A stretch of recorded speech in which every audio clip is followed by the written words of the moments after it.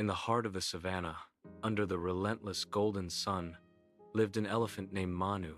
Manu was no ordinary elephant, famed from acacias to distant mountains. His memory a living map of every path. For years, Manu prized this gift, recalling first rains, marula falls, and hidden trails through thick bush. When food was scarce, Manu led the herd with ease, memory guiding them to green leaves and cool shade. Young elephants listened in awe. Manu was more than a giant. He was living history, sharing tales of past journeys, of long-lost watering holes, and streams that shifted with the seasons. His memory carrying the world of generations past. But then, the great drought came. It didn't arrive with a sudden fury, but as a slow, creeping thief. The sky, once a brilliant canvas of blue and white, turned into a pale, cloudless expanse. The rains, once as steady as sunrise, ceased. The savanna's lush green withered into brittle, dusty brown. The rivers thinned, their currents dwindling to trickles that vanished into the cracked, sun-baked earth. Ponds and watering holes, once teeming with life, became shallow pits of hardened mud. The air grew heavy, with a silent tension. The savanna's usual chorus fell silent. Monkeys, birds, wildebeest, all replaced by the fear of thirst. Herds of zebras, their stripes looking dull against the parched landscape, wandered aimlessly. Giraffes stretched their long necks, not for the highest leaves, but in a desperate search for any sign of green. Even the lions, once kings, grew lean and restless, their mighty roars turning into desperate pleas to the sky. In hardship, Manu's gift grew beyond convenience. It became a shining beacon of hope for all. At sunrise, over the parched plains, a small, weary group of animals arrived where Manu's herd rested. A zebra, tired gazelle, and dirt-caked warthogs walked to join the others to meet Manu. The zebra, whose name was Zola, stepped forward, leaving the other animals behind. Raspy with thirst, he pleaded, "Manu, the land dies. Our young weaken, elders falter. We've heard of your memory. We have heard you know paths that no one else remembers. Is it true? Do you remember where the deep waters lie?" Manu looked at the gathered animals. He saw their parched tongues, their sunken eyes, and the palpable fear that clung to them like the dust of the plains. He felt a profound sense of responsibility settle upon his broad shoulders. His memory, once a personal gift, now held the key to their collective survival. He closed his eyes, memories of seasons and scents flooding back, recalling his grandmother's tale of a harsher drought. She spoke of water that never ran dry, fed by hidden rivers, a path lost from his herd's memory of the savanna. It was a path his herd hadn't taken in his lifetime, a path that had faded from the collective memory of the savanna. Manu opened his eyes, a new resolve shining within. "Yes," he said, his deep voice rumbling with a quiet confidence that sent a ripple of hope through the anxious crowd. "I remember a place. It is a long and difficult journey, through canyons of stone and across plains of thorns. My grandmother said the water is eternal. I will lead you." Relief and excitement rippled through the animals.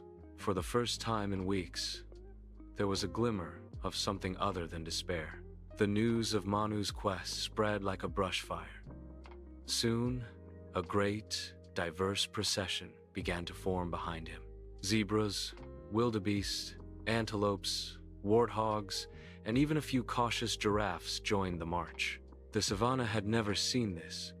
Predators and prey, large and small, united by thirst and shared hope. The journey was harsh. The sun beat down, the ground scorched, and the path tested them at every step. They crossed a vast, sun-baked plain where heat danced in dizzying waves. Mirages of shimmering lakes appeared, then vanished, leaving them thirsty, disappointed, and parched. Many of the smaller animals began to falter, their spirits sinking with every step. Manu's presence was their anchor. He would stop frequently, allowing the others to rest in the sparse shade of a baobab tree. He would tell them stories of past rains, of rivers so full they overflowed their banks, painting a picture of a world of abundance to distract them from their current misery. He dug with his trunk into dry riverbeds, uncovering damp sand where tiny creatures could sip a precious drop. His unwavering certainty was infectious. When doubt crept into their hearts, they would look at Manu, at his steady, determined pace, and find the strength to continue. He led them through a narrow canyon where the rocks radiated a fierce heat. Zola, the old zebra, stumbled, his legs trembling with exhaustion. "I cannot go on, Manu," he breathed, his body slumping. "It is too far." Manu stopped and turned. He gently nudged the old zebra with his trunk. "Look ahead, Zola," he said calmly. "Do you see how the shape of those rocks resembles a sleeping lion? My grandmother described this very place. She said that once you pass the sleeping lion, the air begins to change. We are close. Your herd needs your wisdom. We all need you to finish this journey." Encouraged by Manu's words and the vividness of his memory, Zola found a new reserve of strength and struggled back to his feet. Days turned into a week. The landscape began to change. The flat, dusty plains gave way to rolling hills and more rugged terrain. Manu's memory was tested at every turn. He navigated them through a maze of identical-looking ravines, guided by the memory of a particular pattern of lichen on a rock face. He chose a path around a field of sharp, thorny bushes, remembering a story of a safer passage along a dry stream bed. Finally, after what felt like an eternity, he stopped at the crest of a high ridge.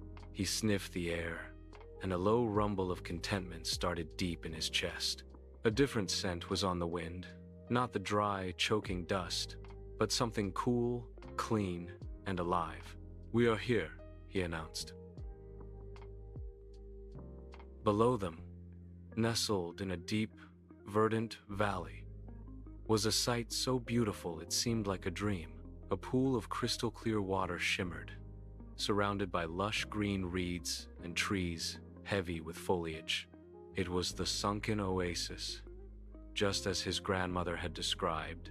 A collective gasp of awe and disbelief rose from the exhausted travelers. The animals surged forward, their exhaustion forgotten, in a rush of pure joy. They plunged into the cool water, drinking deeply, splashing, and celebrating. The sounds of life returned, the joyous calls, the playful splashes, the deep, satisfied sighs. Zebras drank alongside warthogs. Gazelles shared the water's edge with families of mongoose. In that moment, in that hidden oasis, they were not different species in a struggle for survival. They were simply one community, saved. Manu watched from the edge of the pool, a deep sense of peace washing over him. He bore their hope, and seeing their relief now filled him with a joy deeper than he'd ever known. His memory held more than paths, it was a lifeline, linking the past to the present, ensuring a future for them all. From that day forward, Manu was more than just the elephant who remembered every path. He was Manu the lifesaver, the guardian of the water, a legend whispered from one generation to the next. The animals of the savanna never forgot the great drought. Nor did they forget the great elephant whose memory had led them through the darkness and back into the light. And whenever the land grew dry, they would look to Manu, their steadfast guide, their living map, their enduring hope.